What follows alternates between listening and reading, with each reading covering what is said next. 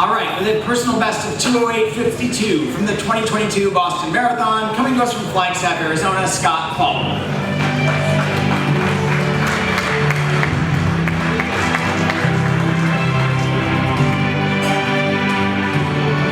Representing the Army, he ran a new personal best at the Bank of America Chicago Marathon last October from Colorado Springs, Sam Chelanga.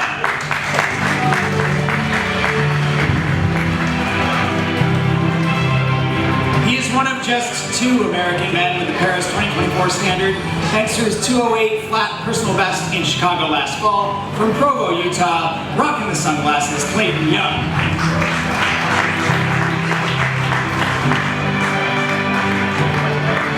And he is tied for the 4th fastest American marathoner of all time with his 2:07.47 finish in Chicago. Also from Provo, Utah, Mantz.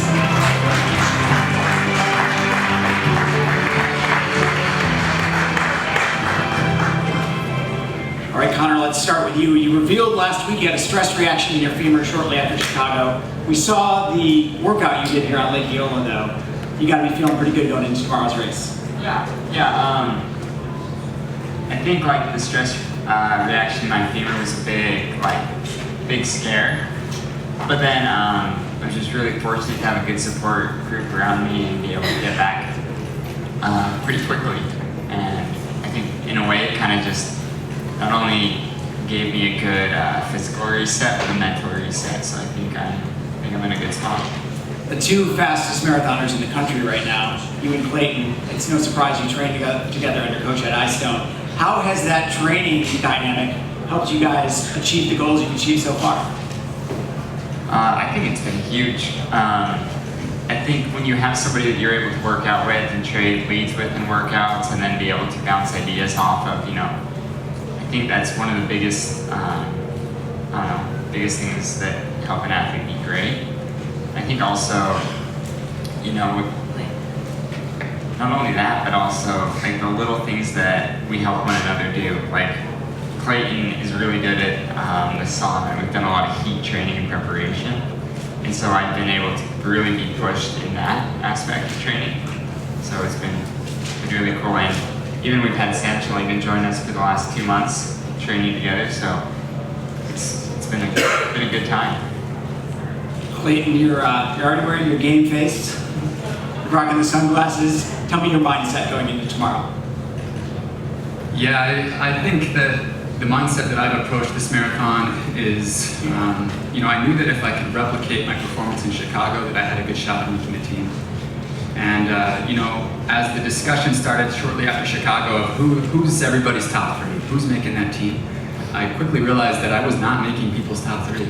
And I kind of embraced that mentality, that underdog mentality. And I'm going to take that all the way to the finish line, and I'm excited to kind of, I might be on the stand today, I might have the 2nd fastest seat time, but I'm going to embrace that underdog mentality and really do my best to kind of finish in that top 2 spots and make the team.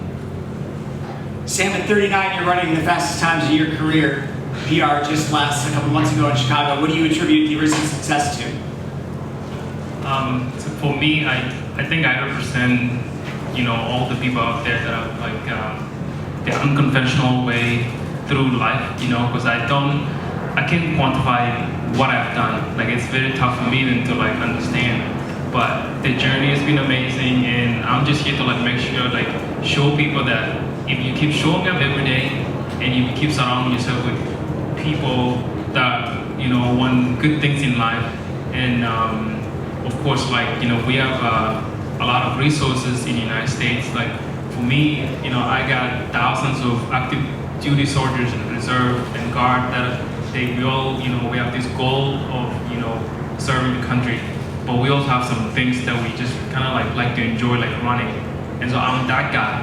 I show them that you just keep sticking your head in this game. One day you might make the Olympics. So Saturday, that's my hope. I hope that I shine with those people. Scott, it's going to take a really fast time to make the team, the top 3 tomorrow, faster than your personal best. How have you changed your approach coming into this trial cycle from what you did leading up to 2020 in Atlanta?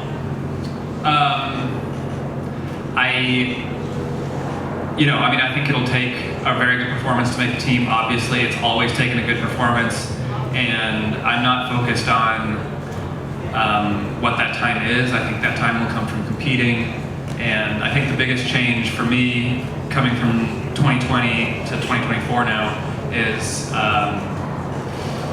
honestly just putting less pressure on myself, just trying to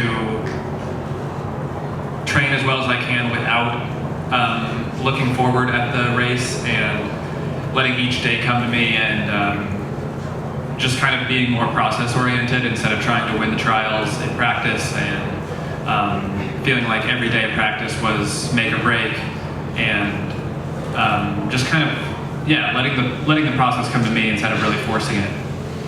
We can take 3 questions from the audience. We got one back there from Scott.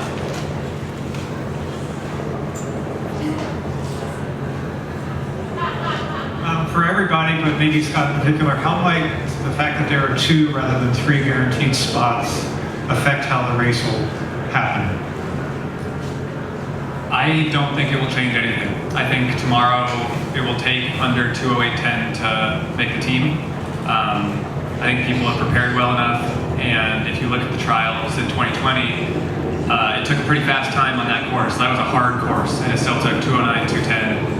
I think U.S. distance running has improved since then, and I think that there will be a big enough mass of guys up front that it's going to be a fast race. Like, the weather is not bad enough to slow people down, and I think everyone should have prepared for it, and enough people will have prepared well enough for it where it'll figure itself out. And frankly, that is always sort of the case. It's I think you guys need stuff to write about, and so you guys like to hand wring over who makes the team and how do you do it and what the process is. And it's pretty rare for the U.S. not to send 3 people in most, if not every event. So I think the level of competition is high enough, and the conditions will be such that we're going to have 3 people in Paris.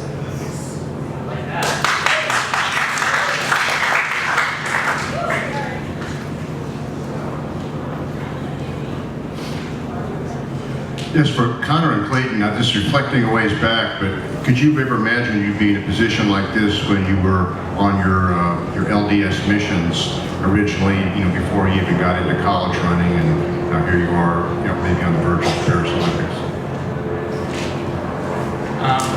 I mean, personally, I think I always had the dream to be, competing to be an Olympian or being an Olympian. I don't think I understood what it was going to take to even get to this point. And I say that as like a young kid, watching the Olympics on TV, and just being like, I want to do that someday. I definitely thought it was out of the question, out of the window. I wasn't going to have a chance. As I was serving the LDS mission, I didn't think I was going to run. I hoped to run after the mission, but I gained a lot of weight, got out of shape, and just didn't think I really had a shot at running again during that time. Yeah, I definitely speak to that as well. I think back to my childhood, and yeah, there was Olympics on the TV, and so every kid I think had a dream of being a professional athlete or making an Olympic team, but it really didn't become a reality until the last couple of years or so. I've definitely had the mentality through my career of, I remember in high school, I just wanted to make the varsity team, the top 7 that raced on, cross country, and then from there, once I got to BYU, I just wanted to make the traveling team, right? And then I wanted to make it to regionals, and then I wanted to make it to nationals, and that's kind of been my career. It's bite-sized all the way up. And after the mission, I really had to embrace that bite-sized mentality. I came back 25, 30 pounds overweight. I had to work really hard to get that weight off and to get back up into speed. Luckily, being part of Coach Eyestone's program, him being a missionary himself when he was a young guy, and also helping dozens, if not hundreds of athletes get back in shape, I had a lot of confidence in him and his coaching and his programming that, with a little bit of patience, that I could get back into peak shape again. But like I said, it was definitely bite-sized, little by little. Even my marathon progression has kind of mirrored that as well. I went from 229 to 216 to 211 to 208, and that's been my progression. And I think that was the mentality that I have on the mission, especially because when you're on the mission, for those that don't know, you only get about 30 minutes a day to train, if that. I maybe ran at most 4 miles in one day, but like I said, the focus was on, teaching the people about Jesus Christ and sharing the gospel and serving others. And it definitely wasn't focused on, getting fit, getting fast. That was an afterthought and kind of what we focused on after the mission. Time for one more? Right there. Could any of you talk about the change in time for the marathon, pushing it back to 10 rather than starting at noon? What kind of difference that would make in your performance and your preparations here? I think, me personally, I always had a mentality of it's going to be hot on the day no matter what. I think it varies from day to day more than it will based off of the time. I think my history also shows I've always competed well in the heat and humidity. I won the NCAA 10K in June in Austin, Texas, and it was 80, 90 degrees with 100% humidity that day. And it was 9 p.m. It was still hot and humid. And kind of like Connor said, I've always kind of embraced the heat and humidity. And so when the time changed from noon to 10, it didn't really matter to me that much. But obviously I want a safe event. I want a fair and honest event.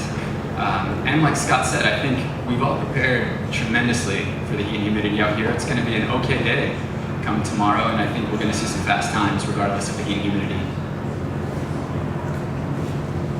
All right, Scott Fauble, Sam Chelanga, Clayton Young, Connor Mantz, 4 of the top men you'll see tomorrow. And that'll conclude our press conference. After a quick photo here, the races start tomorrow, 10:10 for the men, 10:20 for the women. Peacock live stream at 10 a.m. and a tape-delayed broadcast on NBC at noon. Thanks for coming. Please stick around for our press conference celebrating the 40th anniversary of the Women's Marathon coming up in just a few minutes.